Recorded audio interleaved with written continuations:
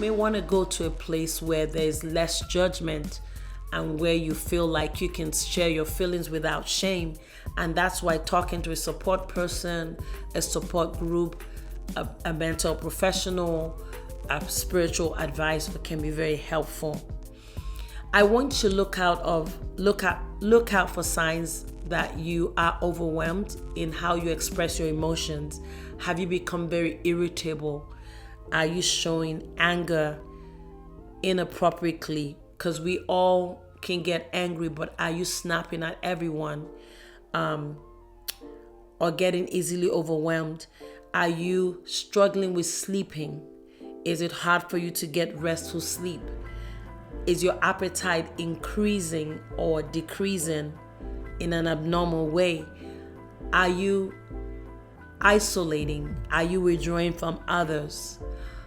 Are you drinking more than recreationally, even though somebody around you or your family does not know? Are you feeling that you need to drink before you go to bed, or you drink in the early hours in the morning? Are you beginning to abuse substances? And are you using substances as an outlet to mask your pain?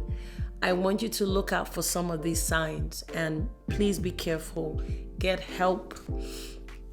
What you are going through, so many other people are going through it.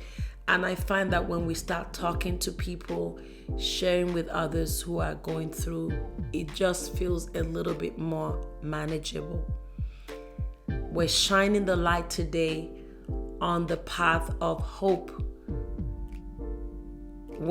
about when a man loses his job. And I want to encourage you. I know it may look bleak. Please don't give up.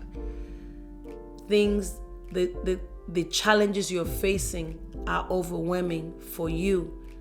We don't want to engage in risky behaviors that can make it worse, that can take a situation that is difficult and add additional layers of difficulty to it that could cause families to disintegrate or could cause legal issues or problems. We don't want that.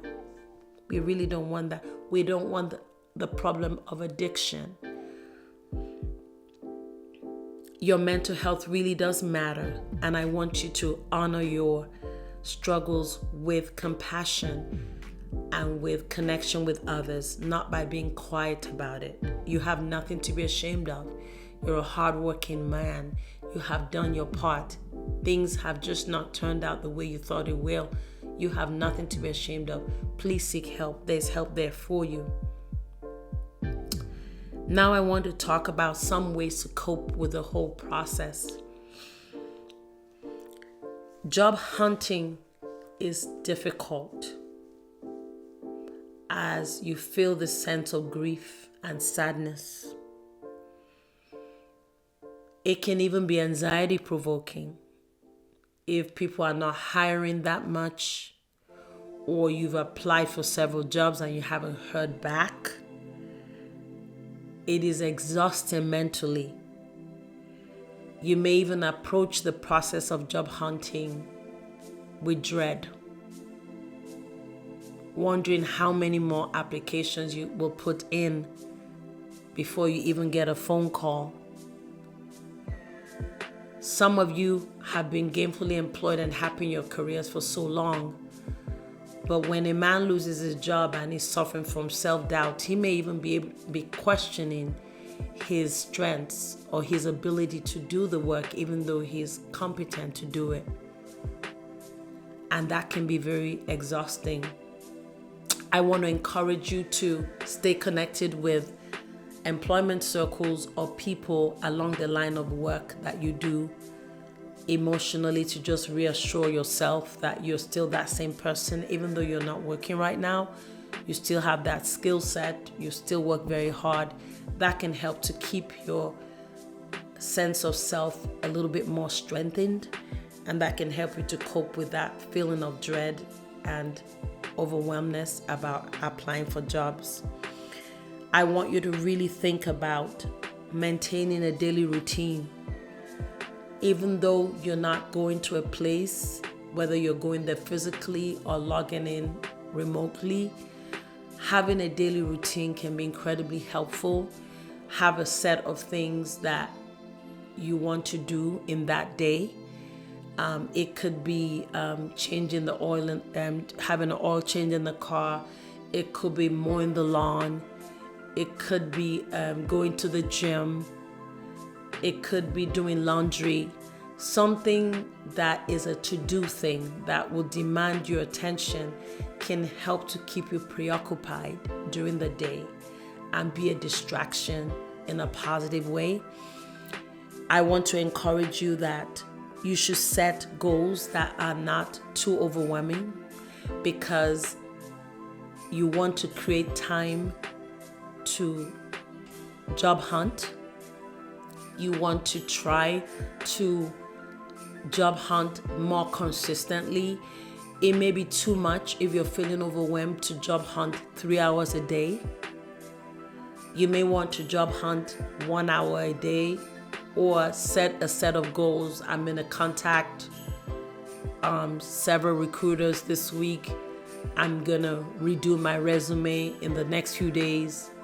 Set goals and maybe have it written down, because some days you may wake up and think, what am I going to do today? I'm not working anywhere. I feel useless. If you have a list, even if you don't finish that list that day, that redirects you to things that you need to do. Once you put out that list and you do something like revamp your resume or revamp the cover letter, I want you to give yourself credit for that, because you're doing the best you can with the resources you have to move forward. You are not happy with where you are, but you're not also being stagnant. You're making movement. We don't want to be too married to the outcome. We want to also try to give ourselves credit for the efforts we make towards in the process, towards getting into the employment place or getting into that business place that you want to get into. Obviously, I've said this already, view job hunting as a process and understand that it's normal to have setbacks. Find ways to encourage yourself. One of my clients was attending networking meetings in like a restaurant, getting some ideas about business along his line of work, learning to do pitches about gaining customers.